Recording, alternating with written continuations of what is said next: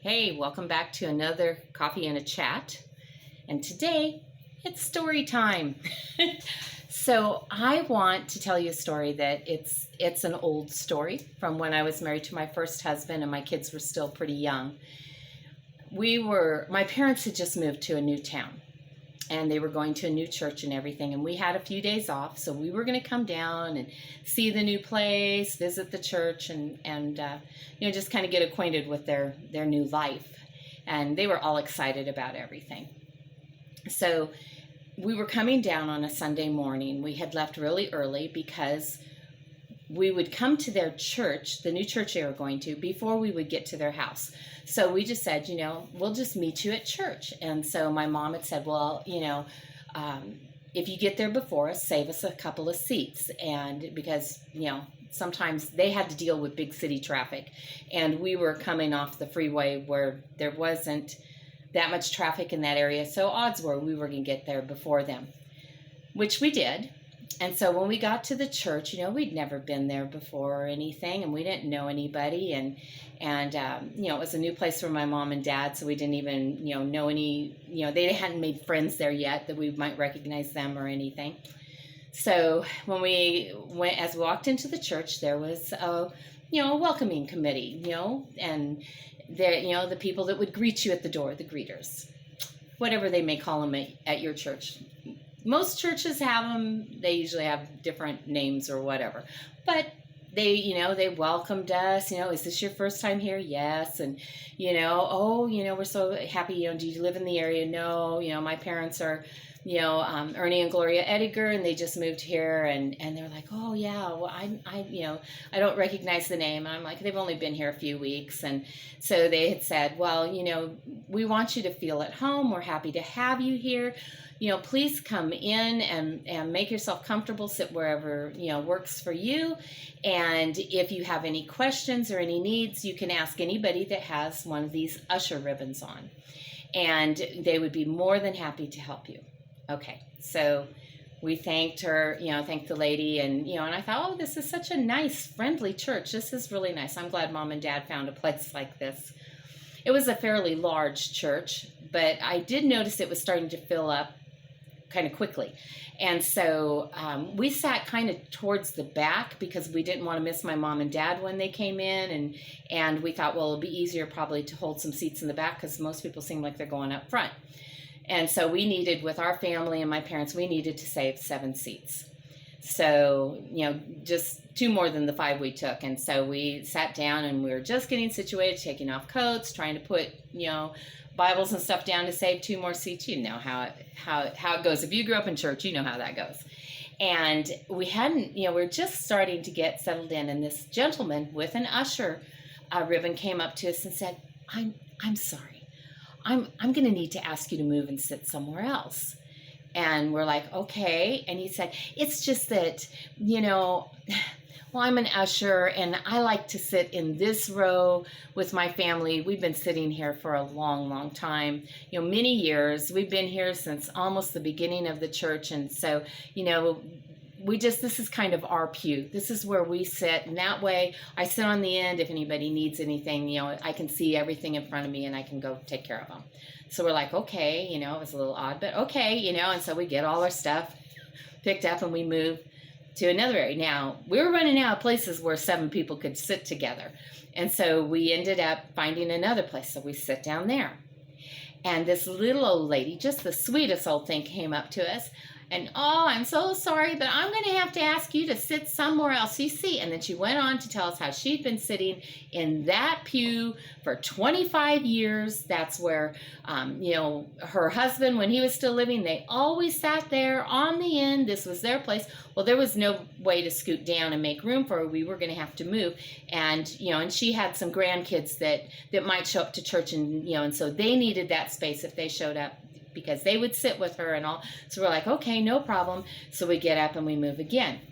Now there's one choice. So we go and sit down and we're hoping for the best. And about that time, a gentleman came up to us, and I'm sorry, I'm going to need to ask you to sit somewhere else. See, this is where my family sits, and my wife usually is in here by now saving our seats, and I don't know why she's running late, but this is kind of our pew, so I need you to kind of sit somewhere else. So, oh my goodness, we finally found a place to move where nobody asked us to move, but there was just room for my husband and I.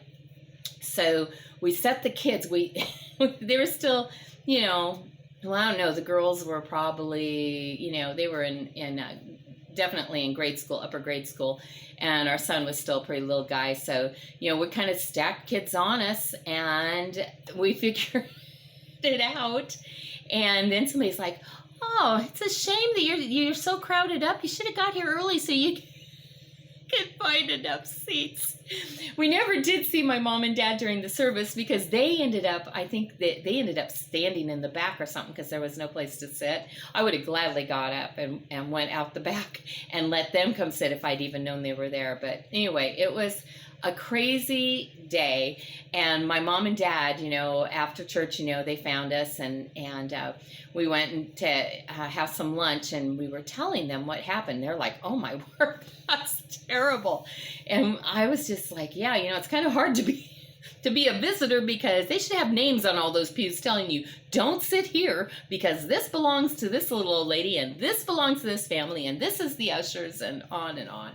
So, we ended up laughing about it. But I've thought about that a lot of times over the years.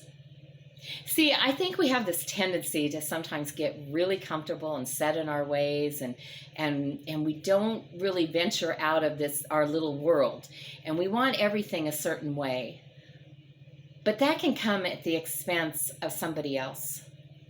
What if we had been new to town and we were looking for a church? I'm telling you, that Sunday, I would have been like, in fact, I didn't really ever want to go back and visit the church again with my parents.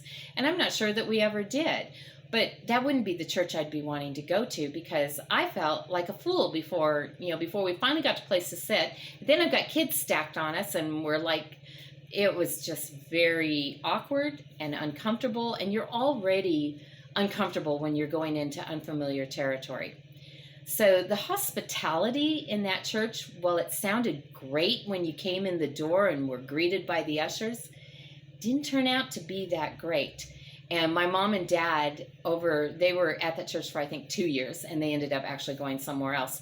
But during that time, they saw the other people that was happening to. And they were like, they went and talked to one of the pastors they knew. And that's why they had gone to this church. Was my dad had a new teaching job, and this pastor was a teacher at the school too, a Bible college.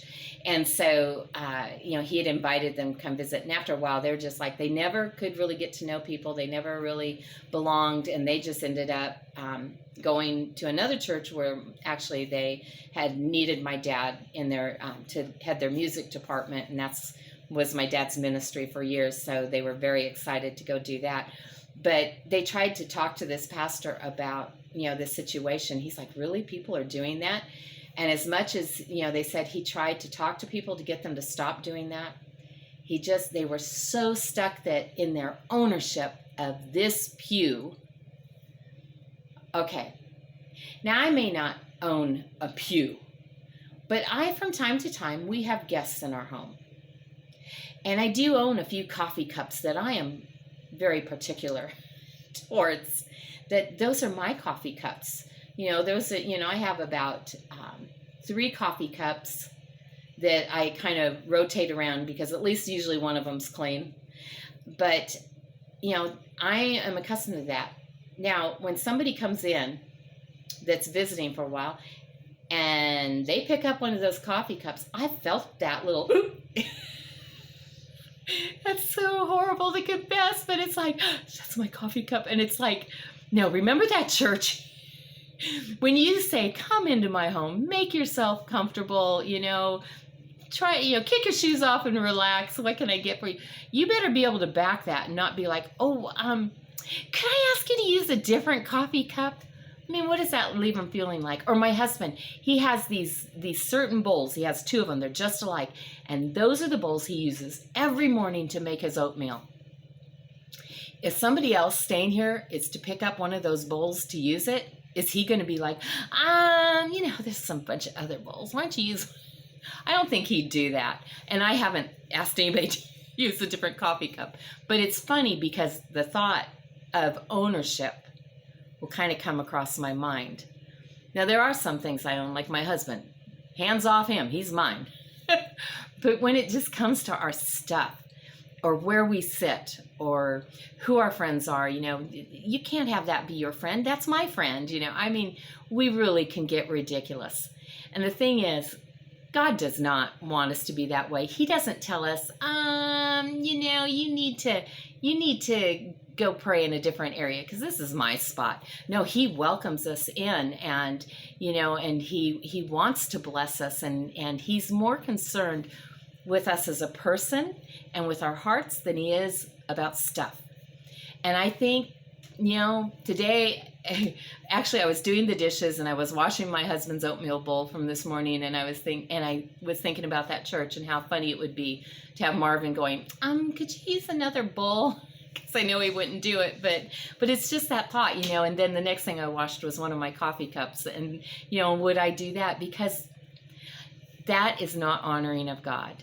And so when we are trying to be hospitable and kind to people, when we invite them into our home and we want them to be comfortable and we want them to feel relaxed and we want them to enjoy themselves, even down to, do you have a chair that's your chair in your house and that's where you always sit? Yeah, I have 3 chairs and one spot on the couch in the TV room that are the places where I tend to sit. I have a chair in the living room that I've been sitting in that chair for years. My husband bought that chair for me, brought it home and set it up because it was just the right chair for me. And they're inevitably, when people come in, they want to sit in that chair.